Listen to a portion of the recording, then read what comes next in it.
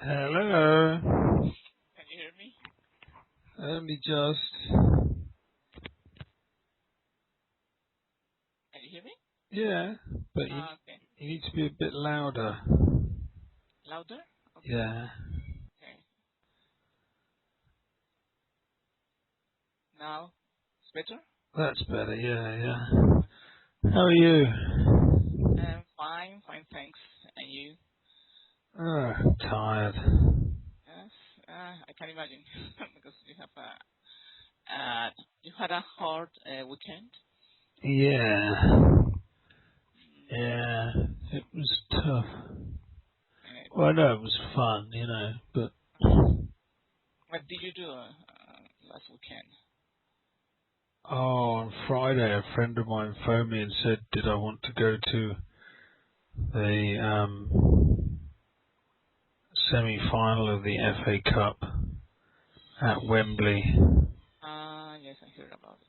Uh, and like it was like our team was playing against the biggest rivals, so it was a big game.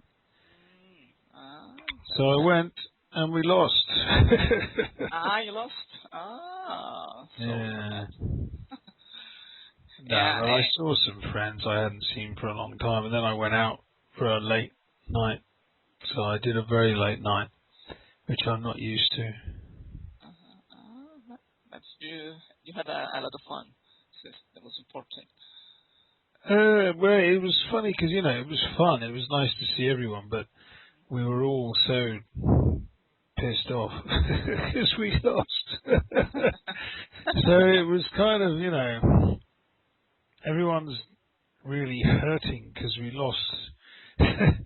Yeah, I can I imagine. mean, football's so stupid because, at Uh-huh. the end of it, any competition, only one team wins and everyone else loses. So it is a zero profit situation emotionally, really. you can learn.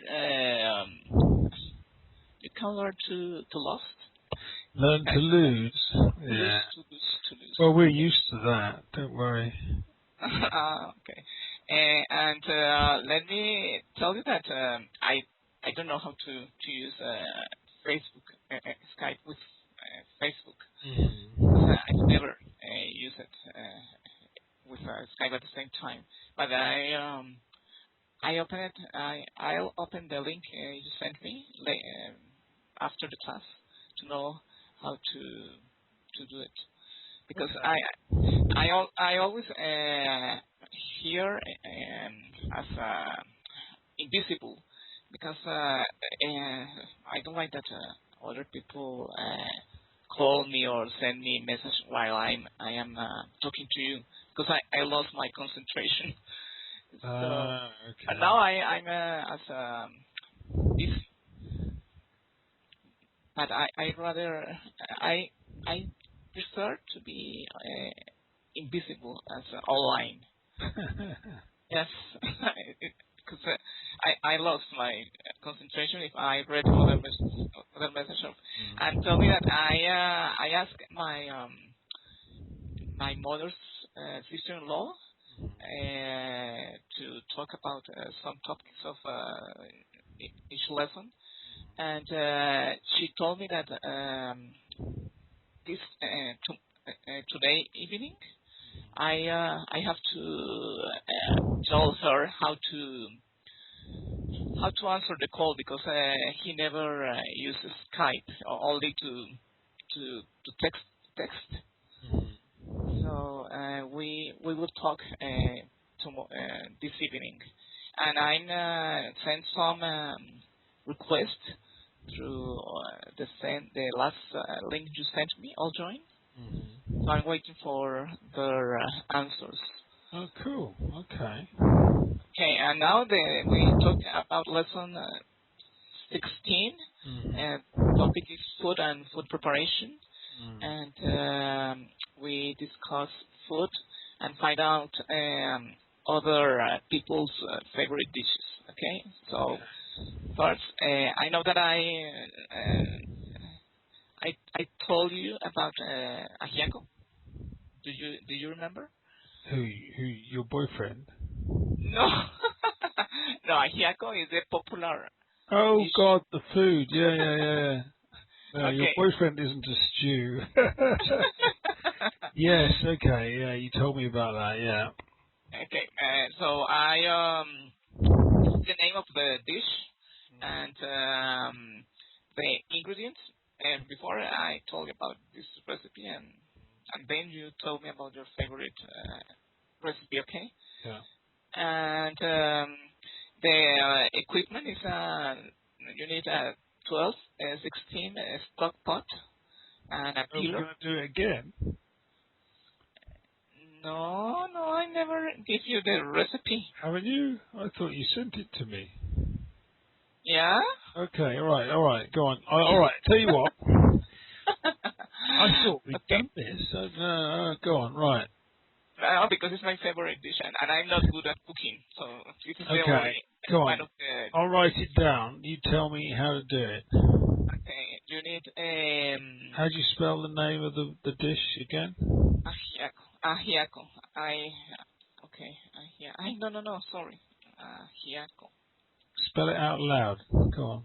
A G E no E no A-G-E. A G A G E A C O. Golly, that's a funny word. It's Ajiacxo. an Indian name. Ajiacxo. Ajiacxo. Exactly. Okay. Okay. And you need the ingredients are you need three 3 pounds of I have to check. Pounds? Yes, 3 pounds or 3 pounds of chicken breast, or if you like a whole chicken, and you have to cut into pieces.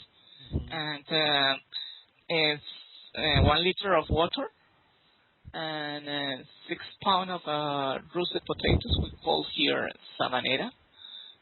Hold on. Sabanera potatoes. Hold on. And you have to cut and peel and them in Hold on. Wait, go back.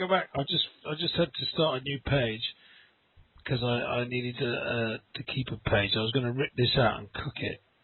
So I've just done the chicken. What's the next bit? Okay, you need 6 pounds of roasted potatoes.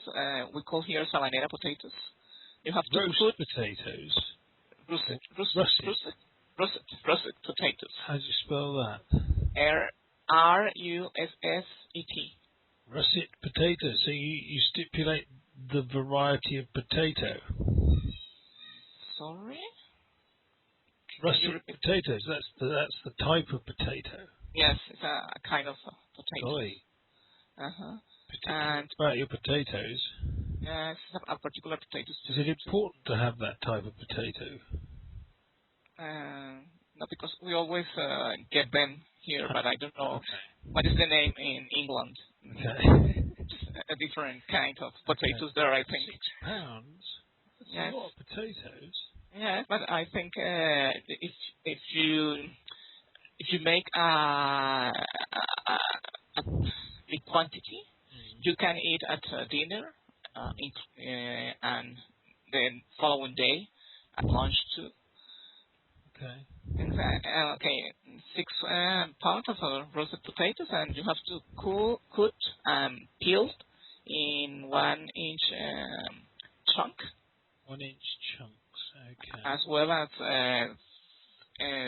6 pounds of red potatoes. We call here pastusa, and you have to do the same. Yes, you have to cut and peel and. Crikey, that's 12 pounds of potatoes. 3 kinds. We need 3 kinds of potatoes. That's Yes, amazing. and the other is criolla potatoes. 3 pounds of criolla potatoes. It's a small yellow potatoes. What kind of? How do you spell that? Criolla. Okay. Criolla potatoes.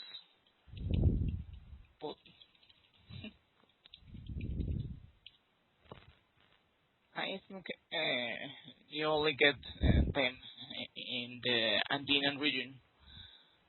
It's a small yellow potato. Criolla, Criolla. criolla. And you How do I get those here? I can't. Then. You have to go to a Latin neighborhood there. And you have to cut in peel and cut in small pieces because it's a little potato. And you need 4 ears corn on the cob and 2 handfuls of Guascas. Remember that I 4 ears of corn on the cob. Corn. It's corn. It's a corn that you have to cut in pieces. Right. And because you don't have to peel to remove the grain. No. Right. Just chop it and put it in whole. Yes. Okay. And 2 handfuls of Guasca. If you get dry, you need at least 5 grams. Of what? Or Guascas. What's that? Guascas. Okay, I send you a photo. I think I send you a photo. Guascas. Your email. Let me check and I send you the photo because I have the photo here. Please wait a minute. It's an herb to give a good flavor to the soup, like coriander. Right. But it's not a coriander. It's a tropical herb. Let me send you the photo. I think it's here. I don't think I'm going to be able to make this. I sent you the Guasca. A package of Guasca. And this is the most important ingredient, is it? dressing. Right. It's like a dress because it gives a good flavor to the soup. And you need, of course,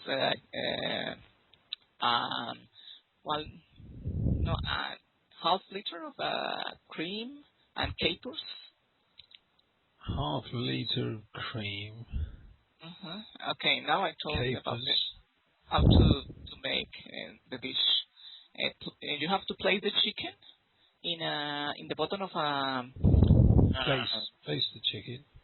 Place the chicken in the bottom of a large stock pot, and you have to sprinkle the Guascas and add the water, and then Sprinkle what? Sorry. Sprinkle. Sprinkle. Right. Sprinkle. Yeah. Sprinkle the Guascas. Yeah. Sprinkle the Guascas and bring the chicken and add the water and bring the chicken to the boil until the meat is tender. You have to remove it and take off the chicken and foil with the cover to keep it warm.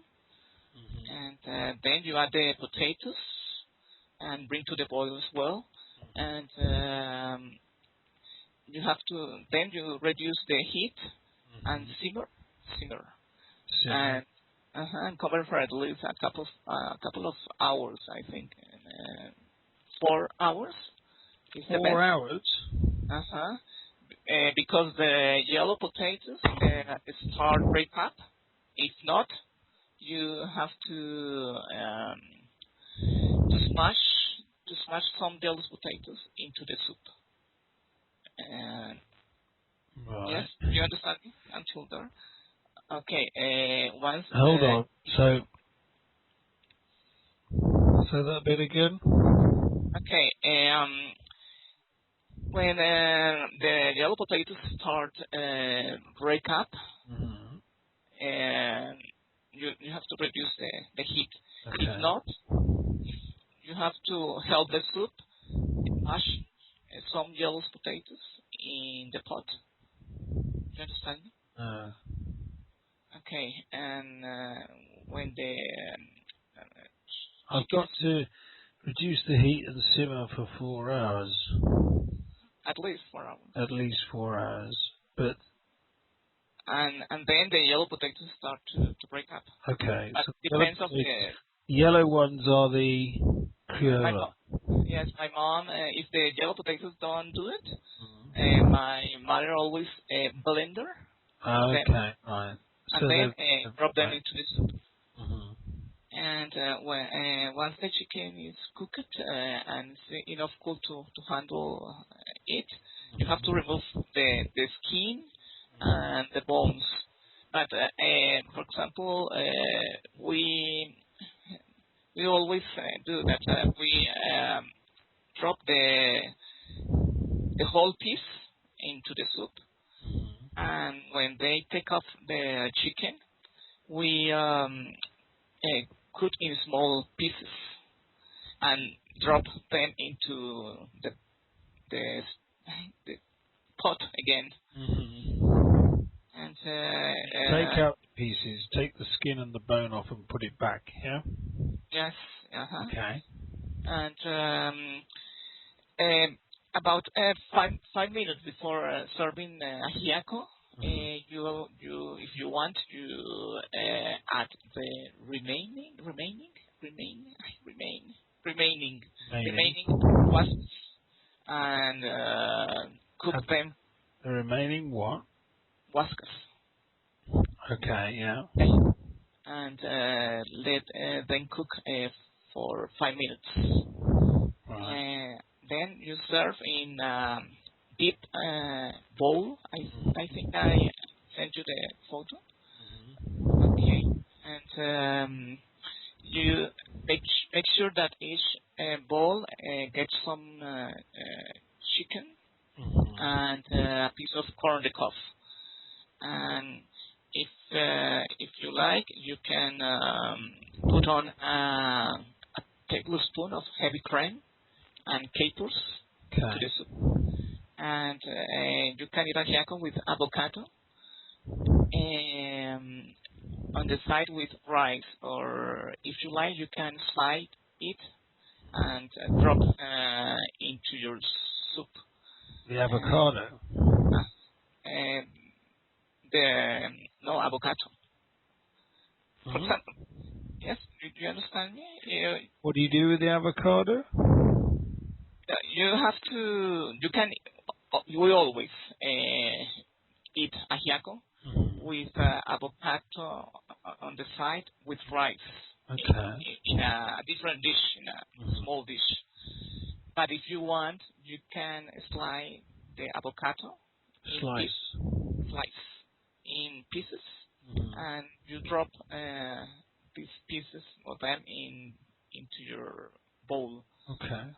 And if you like, you want you drink your ajiaco with You can drink.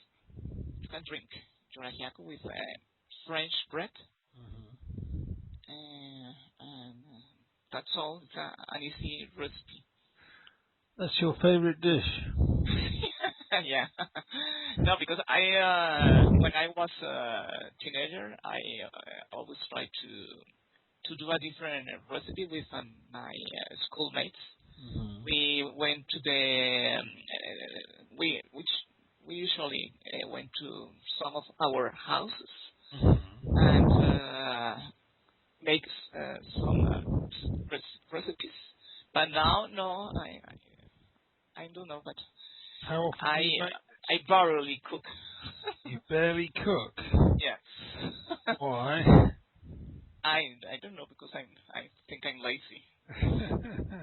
No, for example, I always like to make brownies or cheese stick.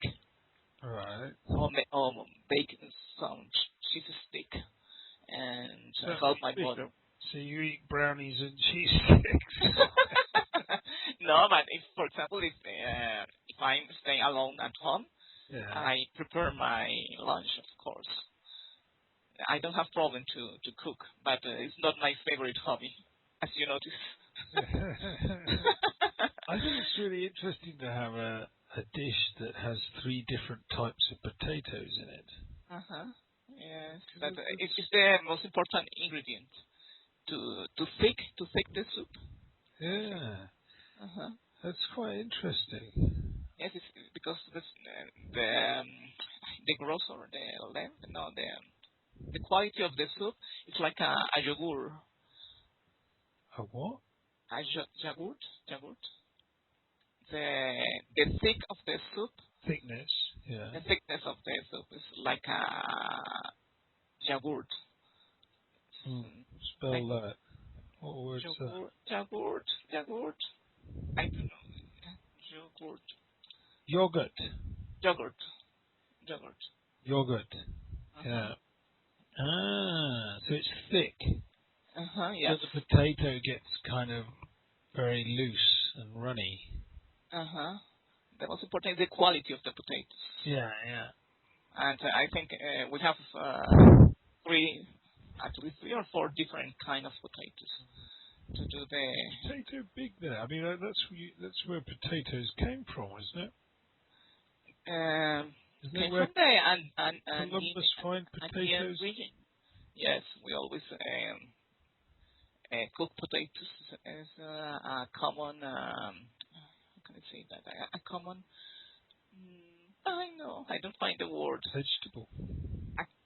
No, it's not. No, Dish. It's a vegetable. It's a common dish here.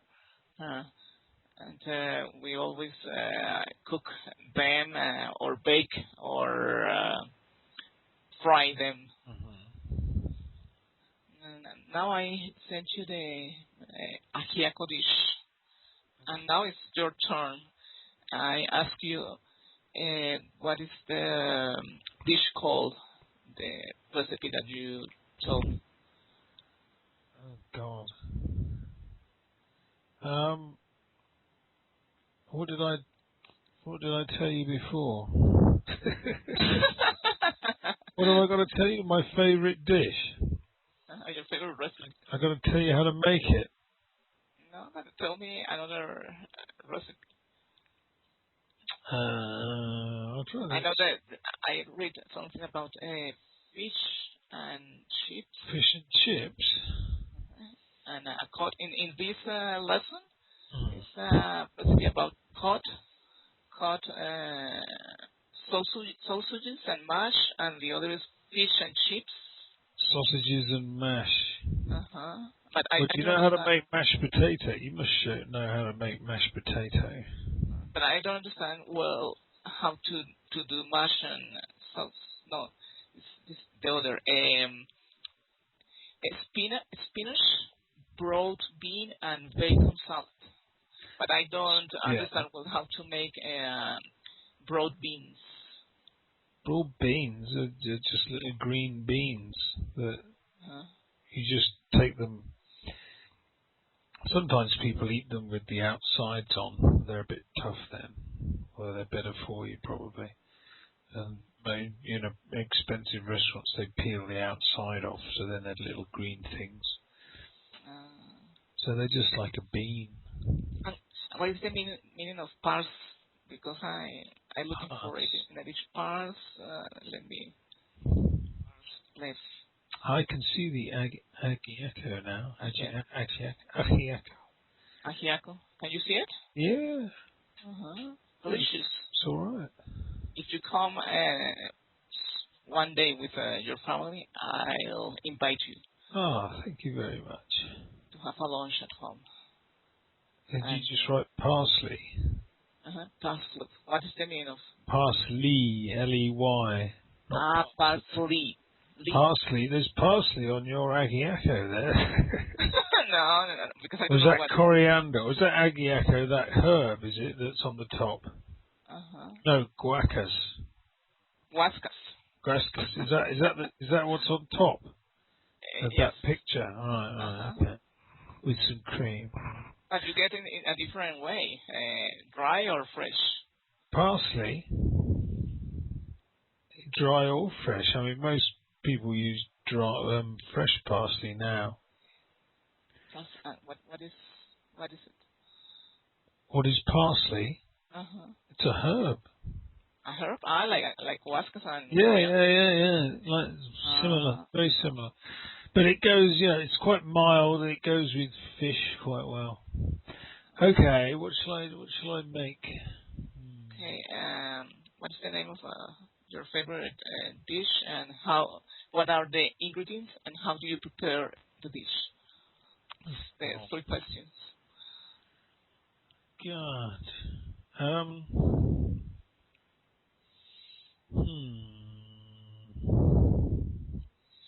What can I do?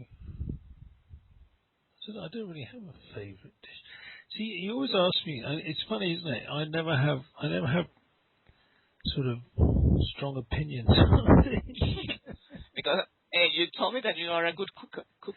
I do cook. So I mean, probably a roast, beef or lamb or roast lamb and new potatoes. Okay, you get a leg of lamb, a whole leg. Chop some garlic in fine slices, long slices. Then put the knife into the lamb and make holes with the knife. Stab the lamb and slide the garlic into the lamb all over. Then rub olive oil on it. Then salt and pepper on it. And then rub some dried rosemary into it. So I don't understand the last part, sorry. Dried rosemary is a herb. Rosemary? Rosemary. Can you type it, please? Yeah. Rosemary. So you rub that all over. No, I've never heard about this herb. No? No, I think we don't have this herb. Maybe it's a European herb. Probably is. It's got a lovely smell, rosemary. Very nice smell. Very aromatic. And then put the oven up high. Throw it into the oven. And then I let it cook for about 20 minutes on top power, so it browns it, and then I turn it right down, and then cook it, depending on how I want it or how the people want it. If they might want some blood in it or it red, so then I'll do that. So I'll change the time. It depends. Sometimes I like cooking it for about 4 hours. 4 hours? Yeah, but at a very low heat. Okay. So slow cook a whole leg, and then when you go to eat it, it's very loose and falls off the bone, but it's very moist. Moist is means it's not dry. Okay. So it's very, very easy. You see, roast lamb. You just prepare it, stick it in the oven. And you can either cook it for a long time at a low heat, or for a fairly short time at a high heat, or whatever. But it's better to turn it down at the end and then let it rest. Take it out of the oven and let it rest for 25 minutes. Cover it in tin foil so it just keeps cooking quietly. Yeah. And then the potatoes just get some new potatoes and boil them in a pan with some salted water. And then vegetables you could have. I like spring greens, which you probably haven't got those there, which are a bit like a sort of long, thin cabbage, and they're very dark green, and they taste. Yana doesn't like them, but I make her eat them on the basis that they're good for her. But they taste very strongly of sort of iron, No. Do you know green things like spinach and that taste of iron? And I like them, and you steam. I chop them up and steam them, and I like the stalks because they're quite tough. And very healthy. Very, very healthy, yes. And that's so I'd have spring greens with roast lamb and new potatoes. With just when the potatoes are done, and so they're nice and soft inside, just put a little bit of butter in the pan, empty the pan with water, then roll them around in a bit of butter, and then sprinkle some parsley on top or something, fresh parsley, and or some mint. Sprinkle some mint on your new potatoes. Do you have mint there? Mint, yes. Mint herb. Minted potatoes and lamb. That's nice. And the mint goes with the lamb, you see, because we have a thing called mint sauce, Mint sauce. which is you can make your own mint sauce. If you've got some mint in the garden, you can just chop it up and then mix it with vinegar and use a pestle and mortar. You know what a pestle and mortar is? No, pestle and mortar. Pestle and mortar. No. It's like a thing you grind spices in and herbs. You hold a stick and it has a bowl and it's a round bowl. It's usually stone, and you grind things in there. Like with garlic. Yeah, a bit like that. Right. And that is easy. That's roast lamb with minted potatoes and spring greens. An easy recipe and delicious. A light recipe, I think. Huh? A light recipe. A light recipe. Yeah, because it's quite light, I suppose. Yeah, I mean, the lamb's red meat, heavy, but it's pleasant. It's a nice meal. And have a nice big glass of red wine with it. When you have time, send me the recipe, the lamb recipe. I would like to. You got it. You can listen to this again. Listen to this and write it down. There you go. No, because when you have your recipe books, all are right. A recipe book. There's loads of them. Do you want a roast lamb recipe? Okay, I searched it for. Do you eat meat? Do you eat meat? Yes. Okay. Yes, we are not vegetarian. We aren't vegetarian. No, I like meat, lamb, and beef, and all kind of meat. But we barely eat meat. We don't eat meat every day. No. We eat chicken and fish, but I prefer fish. I like fish, but Yana doesn't like fish, and so I don't cook very much fish because it's not much fun serving someone some food that you know they don't like, is it? Here you go. Here's a roast lamb recipe by Jamie Oliver. Oh, okay, thanks. Okay, I searched for it. Absolutely. Okay. Pronunciation. And that's all. This is the topic of. I think it's your favorite topic, but not mine. I think so. I quite like. I mean, I do. I haven't cooked much recently, and because I haven't had time. I've been doing too much, and I'm tired. Difficult days. Busy these days. Yeah, just lots of crap going on. And let me tell you that remember that I am that I try to attend the English conference on Saturdays, and one of one of the women to always stay there told me that she listened to one of my records in your site. Because, really? she's from Russia. She's Russian, right? Yeah.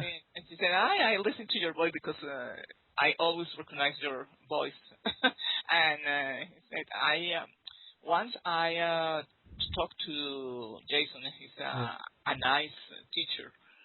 and she's an English teacher in Russia. Julia. Is that Julia? Julia, no. Sol Nadia. Sol Nadia. Oh. What group's this that you go to? Remember the English meeting meeting with David Conde, and I sent you his link on Facebook, and I talked to him about you as well. And he said, "Oh, it's good to talk to Jason." And yes, I sent Jason your Facebook link, but I don't know if you can see it. You can see it. Oh, my memory is is not good. Nadia is an English teacher, and she told me that she's an English teacher in Russia. In Russia, yes. And this is an online group, yeah. Yes, she works in a school. Right. And she speaks a good English. Right. I think she studied it in England. Right. And she said yes. It's interesting that she listened to the podcast page. Yes, I said, oh no, my God! I can't believe that. I think there's a lot of people, there's a lot of people listening to this. Like the figures on the podcast page have gone up hugely. So on the whole of Podomatic, we're up at like the number 4 language podcast. Number 4. And we were like at number 190 in the whole of Podomatic. Oh, great. Congrats. So someone's obviously listening. And Hello. And I watched some of the videos you post on Facebook. And I continue watching them on YouTube as well. Oh, really? And I remember that I watched some about you talk. It was an interview you had with I don't know where. Kirsten Winkler. In where? Well, there's a few videos. There's a few interviews around. A video on YouTube. Was that with a German girl? Yes, a German girl. Yeah, that was a long time. Interesting. Yes, but I try to understand the interview. Oh, that's good. I don't understand word by word, but I try to understand the whole context. And I saved some of your videos on my YouTube channel. I have a YouTube channel to practice my listening. Right. Good. And you talk about the ESL programs. Well, I recently, I think it was in February, an English teacher online she's got a huge network and she's really nice, Nelly Deutsch, who's on WizIQ and all over the place, and she's like a doctor in e-learning and stuff like that. And she asked me to speak last year at a conference in London, so I went and spoke at the International Leadership Conference, and then that was quite amusing. And then she asked me to speak at this online conference that she organizes for e-learning, and then from that she wanted everyone to write a chapter of a book based on their presentations, and I've done that, and so I've got other academics. Well, I don't think I'm an academic, but I've got academics reading my research paper to review it so that they can make sure it's not complete rubbish, and then there'll be a book published. But the chapter I've written is basically my life's work, which is, based around teaching someone to speak English really quickly using Skype. And I used the example with Jane, the Chinese girl, and because she's a very good example of a typical Chinese English learner who's studied English for a long time, but still spoke like a beginner. And there are, you know, I listened there are to. billions and millions of people like that around the world. I think it's a French. I remember that I listened to a video on podcast. Yeah. It's a French girl or a French woman. No, she's Chinese. She studies architecture in France, and she speaks French and studies in French. And she learnt French when she went to France, I think. But she's from China, and she'd learnt English for 16 years in China, but still found it difficult to speak English, even though she was bilingual and spoke pretty much bilingual, spoke French and Chinese. But I think she learnt French just by being immersed in French in France. And so when I spoke to her, I just put an ad on a forum on EnglishClub.com saying anyone who wants some help for free, I'll do it if you let me record the lessons and publish them. And so Jane was one of the first. Nice. And it was great because, you know, it was just random. I didn't know her. I've never met her. I've never seen her face. We've never used video. And she spoke like a beginner.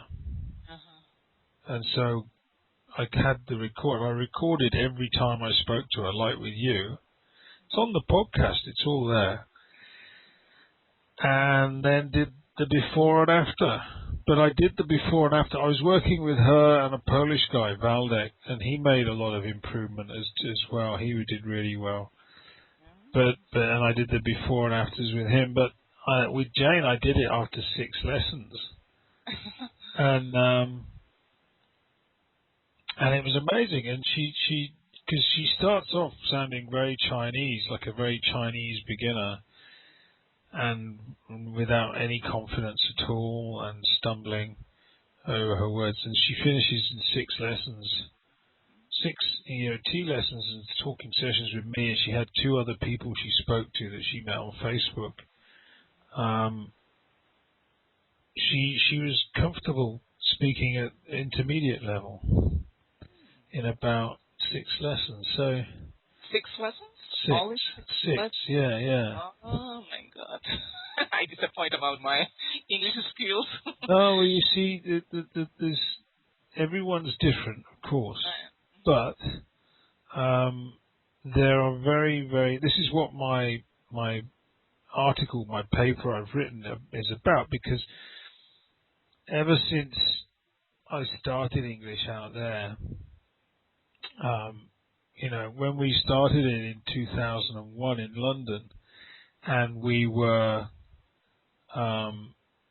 got Japanese students coming who wouldn't speak. We were used to it because we'd run another school, you know, a conventional school. But we were getting typical Japanese students coming to the school and they couldn't speak, so we put them in elementary or beginner. And then 4 weeks later, we couldn't stop them speaking in English. They have a good abilities to learn a language or to speak a language. No, it's more psychological than linguistic. And that's what, when we started getting those kind of results, then my interest in the psychology of language came back. I was interested in psychology and did some at university, and I was very interested in memory. And so I started reading stuff on memory. Yeah, because I remember stuff like that. Go on.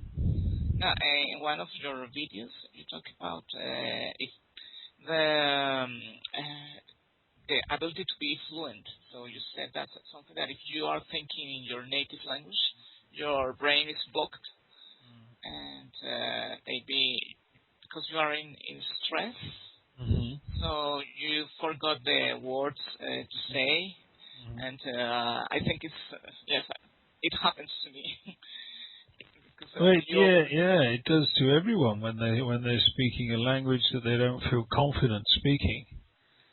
It's about a stress reaction in your brain, and if you can control the fear or the stress or the anxiety, then and get patterns of language that you can produce automatically, reflexively, without having to translate and think before you speak, then you'll start putting together patterns of language fluently that enable you to speak. And as your confidence grows, you'll have to think less and less before you speak, and then eventually you won't, and it'll become natural. But the whole thing is with Japanese and Chinese people and Koreans, their socio-cultural background, it combines the effect that has on them psychologically, in combination with the way they've been taught English in school, means that they are the people on the planet who find it most difficult to speak English fluently, and to have confidence speaking, because in schools they learn very much they have done in a very much a grammar, translation, rote learning way. Their teachers don't speak very much English. They don't get very much practice, and combining that with the fact that in their culture, it's there's a lot. Most people don't like to say something if they can't say it accurately or correctly, so they don't like to sound stupid in front of their peers. So all of that combines to make it very difficult for them to speak. Even when they can read and write the language at a high level, they still have trouble speaking it. So they know the language and they can read and write it very well, but they can't speak.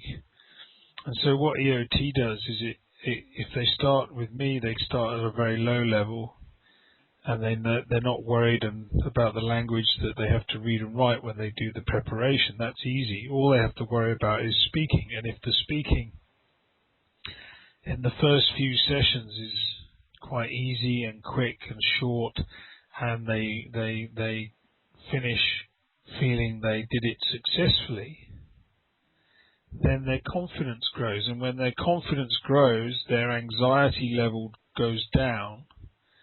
So you're starting to create a sort of virtuous cycle. You're helping them to deal with the psychological problem. And then it just gets better and better. So what happened with Jane is that she had this psychological problem despite being able to read and write English fairly well.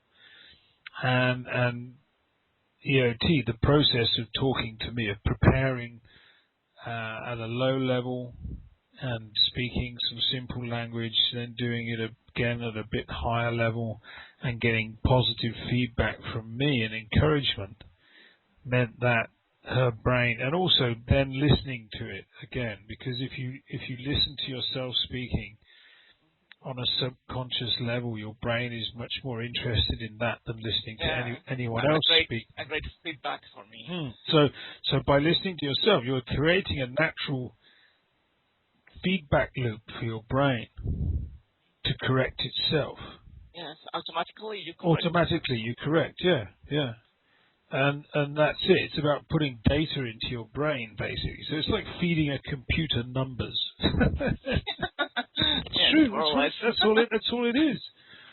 And so that's what I did with her. That's what I do with you. But she improved incredibly quickly because amazing. the fear went quickly because of the way I prepared her and put her through that process. But it's like when she said to me, "Oh, you're an amazing teacher," and I said, "No, anyone can do this." Really? Yes, because we are used to learn English in traditional methods, and I found that your method is creative and always help us to improve our confidence. Yeah. Good. So I'm so happy because it's a different method, and I feel myself that I am learning a lot. You are. You're getting good. You're relaxing more. You know, you're speaking a bit quicker again now. It's like because we went through a phase, you know, because we gave you some heavy correction for a while that sort of slowed you down. And I mean, the difference between you and Jane is that you know you come from South America, from Colombia. Learners who come from your kind of background, they usually have less fear of sounding silly, so less fear of making mistakes, and they make very strong habitual pronunciation errors, and that's maybe because I don't know. It's because of the interference of the first language usually. So that needs some correction, and the listening will help more and more. If you do more listening, you'll correct those pronunciation errors, which you're already doing. But I think you lacked confidence, didn't you? Because you've been learning English for so long, and you felt that you didn't have the confidence to speak. So you were a bit like Jane, and I think you've worked really hard, and I think your confidence was very, very low because you still occasionally you stop and you think and you still I don't know if you translate in your head now, but at the start you definitely were translating. Yes, of course. Yeah, I did it. Yeah. So we've stopped you translating. So you're probably you're speaking more reflexively now. And you're not thinking about what you're going to say. You just say it, which is good. Sometimes you do. I can hear you when you do, and you're obviously thinking about things. But that's when we go off script a bit. But the point is, we go off script. You know, like going off script is good because then we're bringing new language in that's not in the lesson, and then we describe it or write it. So we're discovering new stuff at the same time as practicing stuff we've just, you know, we're doing repetition of stuff. So yeah, that's what happens. It's like I say to people, you know, anyone can do my job because if they just follow the materials and the process that the materials tell them to follow, and my job is you know, I probably do it fairly well compared to someone who hasn't worked in English schools for 20 years because I'm used to speaking to people, but anyone who speaks English can do this. Like you know, you talk to other English speakers and they correct you or they say what, sorry. You know, it's all about building confidence. Well, building confidence, but when people don't understand, when someone says, "Huh? Sorry, what?" And then you have to explain it another way, and then they go, "Oh, what?" And then you say it again. Then, oh no, you say it like this, and then you go, "Ah," and then you repeat it, and then they go, "No, say it like that." Oh, yeah, oh, and then you get the right pronunciation. The aha moments. That's when you're learning. And because it's a one-to-one conversation, and because around it you build a kind of relationship, you know, and you get to know the person. But it's all about making the use of the language as memorable as possible in a social context. And because we learn languages primarily socially, because if you think about how you learnt your first language, you know, you talk to your mother and father, and they would talk to you, and you'd say, you know, want pen, and they say, what do you want? Want pen. What, you want the knife? No. Oh, the pen. Oh, you want the pen. Okay. And then, oh, what are you going to do with the pen? I want to draw. So it's like learning. It's learning like a kid again. That's what it's like you have to associate image with words. Yeah. And emotion and all kinds of stuff, you know. So it's about creating lots of markers to get back to the language, but with doing it online. Doing online is different from doing it on the street. On the street, it's slightly different because we go to somewhere different every day with each class, and they talk to complete strangers, people they've never met before, and we show them how to do that. And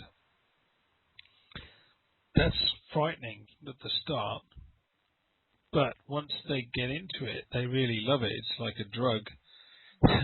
And there it is, because an addiction. And afterwards, they're like buzzing. They're like, wow, hey, I had a great conversation. They want to tell you all about it. And people years later have said to me, I can remember talking to this person on the South Bank. She looked like this, blah, blah, blah, blah. She told me this. This is the language we used, blah, blah, blah, blah.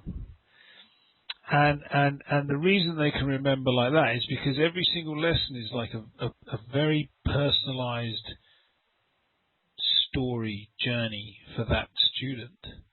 And it's different for everyone. It's very, very personalized. And also, when you're out in an interesting place with different sights and smells and sounds, and you do a bit of a scary thing, and you make an emotional connection with a stranger, there's an incredibly vivid sort of multi-sensory mind map in terms of the way your brain stores memory. There are lots of connections to other memories and other smells and images and experiences, and so it's very easy for your brain to get back to the language that was used, because there's a story that's a memory that explains it all.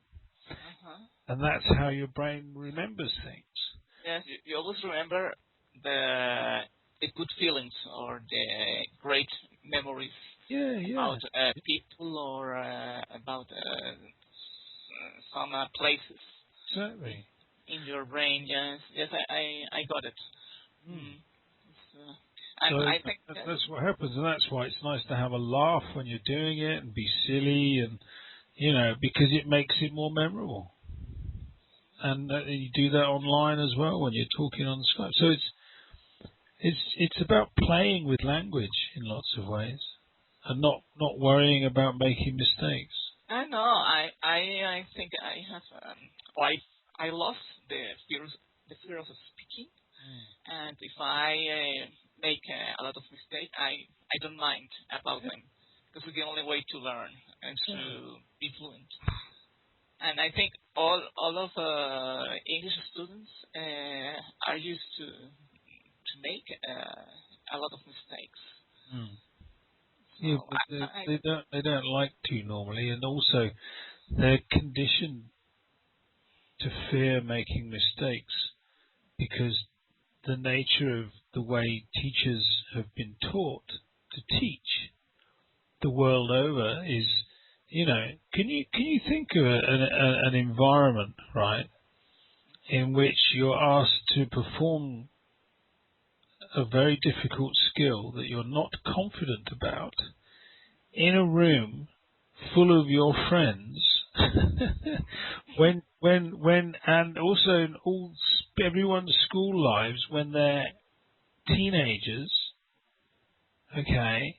So when you're at your most self-conscious, you lack confidence, and your friends take the piss out of you the most, you're asked to try and speak a second language with the wrong kind of preparation. That's insane, isn't it? Doesn't make sense. So all the people who tried to learn a language the way it's been taught up till now in most of the world the way they've been taught has fucked them up. It's true. Fuck them up. Fucked them up. Yeah. Today. Because it's raised the level of fear. You know, and it's made them obsessive about grammar, about accuracy, and it's made them try to speak the way they write, and that doesn't work. Yeah, yes, because the grammar always blocks your brain. If I'm thinking how to say the sentence in a proper way, with my knowledge grammar, I always stop and stop myself. Yeah, and that's lathophobic aphasia. That is Yerkes-Dodson. That is Krashen's affective filter. That is your brain actually shutting down the connection between your brain and your mouth physiologically. It's when your mind goes blank. That's neurons stopping because of the pressure. Yeah, yes, it's an interesting topic. Yeah, because all the traditional methods in the schools are failed. What? Because when the students finish their high school, they didn't speak fluent English. They can't speak, can they? And only in a bilingual school, but in a normal school, no, you only learn some grammar knowledge, and that's all. But most people, they want to learn a language so they can speak it, don't they? Yes. But all the exams are mainly about reading and writing the language, and there's an oral component. But even in China, the school leaving exam the English exam has no speaking component. And think of all the time and effort and money spent on books and teachers and all kinds of stuff the world over. Think how effective it is, and how many people are involved in it. It's a business. It's a scandal. It is a scandal. It is a massive, massive scandal, in my opinion, because they've known for a long time for at least 10 years probably, the psychological side of this, but no one in publishing the publishers publish sociolinguistic, psycholinguistic research, okay? So they publish research that tells us how the brain stores and retrieves and speaks language. But none of the research is applied to any of their commercial language teaching products. Why?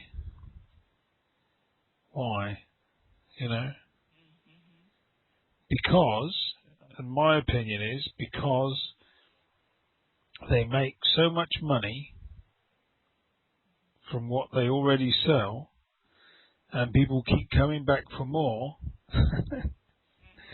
They are focused on the money they make with these books, but they don't mind if the students learn or no. If the students really speak a language. Yeah. They don't care. It's big business. Big business masquerading as education. Yeah. But it's not education. Yes, that happens now with education. They focus on making money, and they don't mind about their students. It's bonkers, isn't it? Yeah. Right, I better go. Okay, thanks a lot for your time. Okay. An interesting topic to discuss. Yeah. And I try to post a new records on Facebook group this week. Okay. Good luck. Good luck. Yes, I did it. So have a good week. And you. And talk to you next week. Okay. Take care. Bye. Well Take done. care. Bye bye. Bye.